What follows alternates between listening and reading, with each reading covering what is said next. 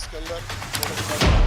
नमस्कार, मैं श्वेता सिंह स्वागत करती हूं आपका आईपा में। आईपा यानी all India progressive politics association, जहां हम बात करते हैं प्रगतिशील राजनीति के लिए और भी सरकार से जुड़े मुद्दे या समाज से जुड़े मुद्दे और आप तक लेकर आते हैं जनता की सटीक राय। आज मैं मौजूद हूँ रायपुर विधानसभा के अंतर्गत आने वाला क्षेत्र लाडपुर में।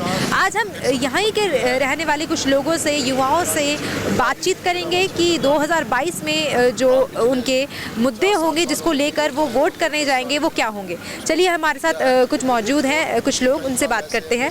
नमस्कार, आपका नाम? मेरा नाम सजल सिंह है। क्या करते हैं आप अभी? मेरा बिजनेस है, वैसे मैं जॉब भी करता हूँ पर साइड बाय साइड मेरी अपनी कंपनी भी है। यहीं लाडपुर में रहता हूँ मैं, रायपुर विधानसभा के अंदर आता है जो। जी। अभी 2022 में जिस तरह से इलेक्शन आने वाले हैं, वोट तो आप कीजिएगा, लेकिन वोट करने के लिए आपके मुद्दे क्या होंगे जिनको लेकर आप वोट करेंगे? देखिए, वोट तो सब डेवलपमेंट के पर्पज से करते हैं। हम भी यही एक्सपेक्ट करते हैं कि डेवलपमेंट, जो भी सरकार है वो डेवलपमेंट हो। यहाँ पे जो भी कमियां हैं अब जैसे अभी लास्ट सरकार जो थी, उन्होंने अभी बहुत रिसेंटली यहाँ पे रोड बनी थी, पर जो पाइपलाइन वगैरह पानी की डली है, तो रोड बनने के बाद डली है। और उसके बाद जो भी कवर हो रहा था वो वापस कवर करना था, वो रोड वैसी की वैसी पड़ी है। पिछले 3-4 महीने हो गए हैं। तो जो भी सरकार आती है उसे सिस्टमेटिक ढंग से काम करना चाहिए कि अगर पहले पाइपलाइन डलनी चाहिए फिर रोड बने, ताकि कॉस्टिंग भी कम आए, उसके बाद जो ग्रोथ हो रही है वो वैसी की वैसी पड़ी ना रह जाए। जी, मौजूदा जो सरकार है कहीं ना कहीं दावे करती है विकास हुआ है, डबल इंजन की सरकार के द्वारा विकास किया गया। इस चीज़ से आप कितने संतुष्ट हैं? देखिए, पहले की सरकार के कंपैरिजन में आप देखें तो काफ़ी इम्प्रूवमेंट है पहले से ज़्यादा। कहीं भी आप देख सकते हैं रोड चौड़ी हुई है, ये हरिद्वार वाला आपका फ्लाईओवर बन गया जो इतने सालों से पेंडिंग चल रहा था। कहीं भी आप जाओ, टोल वगैरह आप सारा अच्छे से काम कर रहे हैं, कोई इसमें दिक्कत नहीं आ रही है। तो कहीं ना कहीं पहले से के कंपैरिजन में तो अच्छा हो ही गया है। अब देखते हैं आने वाली सरकार आपके हिसाब से बेहतर कौन है? क्या आपको लगता है 2022 में कौन आना चाहिए? देखिए, पार्टी का तो क्या है, पर्सन टू पर्सन डिपेंड करता है। ऐसा नहीं होगा कि बीजेपी के सारे नेता अच्छे होंगे या कांग्रेस के सारे नेता अच्छे होंगे। तो है कि इंसान जो भी इलेक्ट होके आता है वो कितने अपने डेडिकेशन से काम करता है, यही कह सकते हैं। आप युवा हैं, कहीं ना कहीं युवाओं का जो इम्पैक्ट पड़ेगा राजनीति पे वो बहुत अलग होगा, और आप अगर राजनीति को देखेंगे तो वो बहुत अलग नज़र से देखेंगे। कहीं ना कहीं आप अपना रोज़गार भी चाहेंगे, आपका खैर अपना बिजनेस है, लेकिन और भी जो युवा होंगे वो रोज़गार भी चाहेंगे। तो आपको क्या लगता है, रोज़गार क्या सरकार को देने चाहिए? किस तरीके से युवाओं के लिए सरकार को काम करना चाहिए? देखिए, अब तो सरकार ने बहुत सारे ऑप्शन दे दिए हैं, वोकल फॉर लोकल। तो अगर आप युवा खुद भी मेहनत करे तो ऐसा नहीं है कि वो खाली बैठेगा। अगर वो ऐसा नहीं है कि सरकार को ब्लेम करते रहें कि सरकार हमें नहीं दे रही है, कुछ भी काम नहीं दे रही है। आप खुद मेहनत करिए, वो कहीं ना कहीं आपको काम मिल ही जाएगा। जिस तरह से 2022 के जो हैं चुनाव अब नज़दीक हैं, वोट कीजिएगा, तो मुद्दे क्या क्या होंगे जिनको लेकर आप वोट करेंगे? पहला मुद्दा तो यही होगा कि डेवलपमेंट होना चाहिए। जिस हिसाब से वोट मांगते हैं उस हिसाब से डेवलपमेंट नहीं होता। जैसे यहाँ पे अभी आई है, क्या बोलते हैं, आपकी जो वाटर सप्लाई आती है, क्लीन वाटर, जो ड्रिंकिंग वाटर आता है, तो वो अभी आया है, पर उसका अभी तक टैंक नहीं बना है। वो बोल रहे हैं अभी डायरेक्ट हम पंप से सप्लाई कर देंगे। और जैसे इन्होंने एक साइड पास कर दिया, उस साइड पास नहीं किया है, ये गलत है।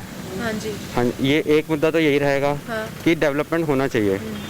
और दूसरा, क्या बोलते हैं, जैसे कोई नीड होती है, जैसे कभी कोई जैसे डोमेस्टिक एनिमल है, जैसे काऊ है, उसकी डेथ हो गई ऑन द वे, तो नगर निगम को कॉल करते हैं तो वो आते नहीं है टाइम से काम करने। मतलब उन्हें कॉल करो 2-3 बार, तभी भी नहीं आते, फिर वो बाद में आते, फिर वो ऐसे ही उन्हें बरी करके चले जाते हैं। ये भी रहेगा बस। अभी तो यही। ऐसे मौजूदा जो सरकार है, अगर मैं बात करूँ, आप युवा हैं, कहीं ना कहीं रोजगार भी एक समस्या है जो है उत्तराखंड में बनी हुई, तो इसको लेकर आप क्या कहना चाहेंगे?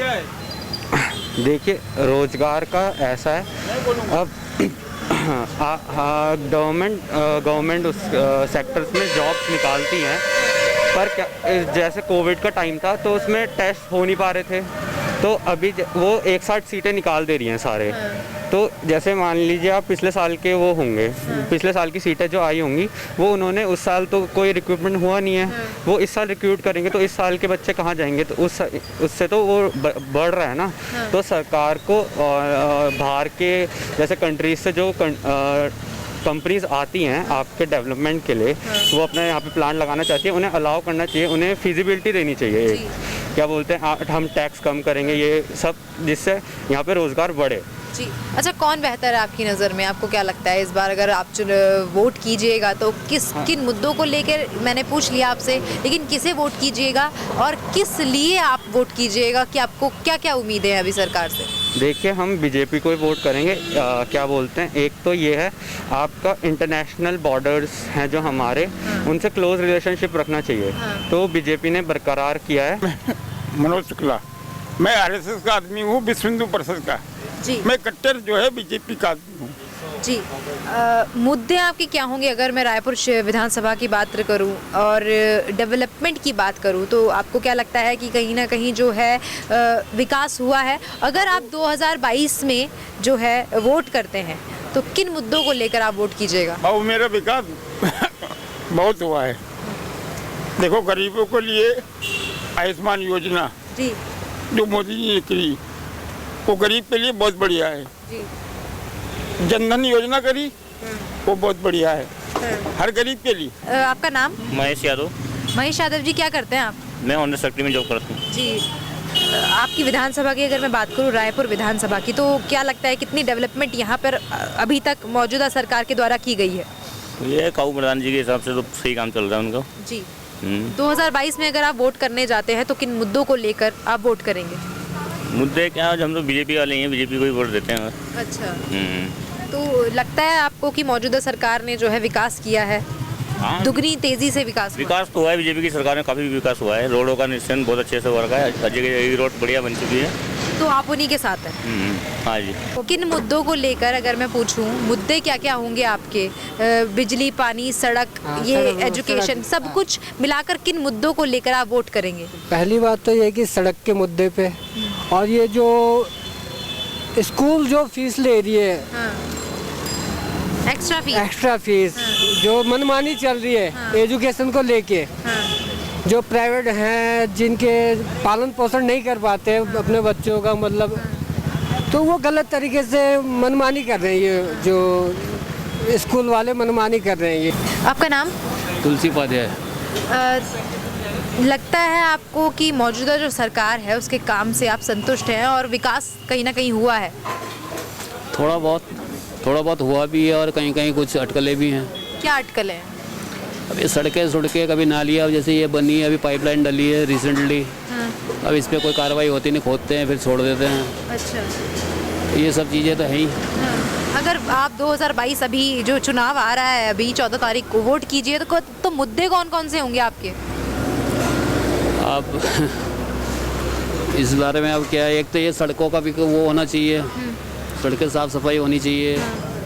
और बार बार चौड़ीकरण को लेके बार ये अतिक्रमण को लेके बार परेशानियाँ उठानी पड़ती है हमें इन चीज़ों को भी, क्योंकि इसी जगह पे 3-4 बार वो हो चुका है, अतिक्रमण हो चुका है। उसके बाद भी अभी फिर कह रहे हैं कि अब 10 फीट और जानी है। बार अब जनता तो परेशान होती है ना इस से। देखने को मिला कुछ लोग जो हैं वो मौजूदा सरकार से काफ़ी खुश हैं। उन्होंने जो है कई जो योजनाएं हैं वो गिनवाई हैं कि मौजूदा सरकार ने काफ़ी अच्छा जो है लोगों के लिए किया है। कई लोग जो है वो निराश भी हैं, मौजूदा सरकार से बदलाव चाहते हैं। अब देखना ये होगा 2022 में कौन सी सरकार आती है और किस सरकार को जनता चुनती है। तब तक के लिए बने रहिए हमारे साथ। अगर आपको आईपा की जो मुहिम है वो अच्छी लगी तो हमारी वीडियो को लाइक कीजिए और चैनल को सब्सक्राइब करना ना भूलें। धन्यवाद।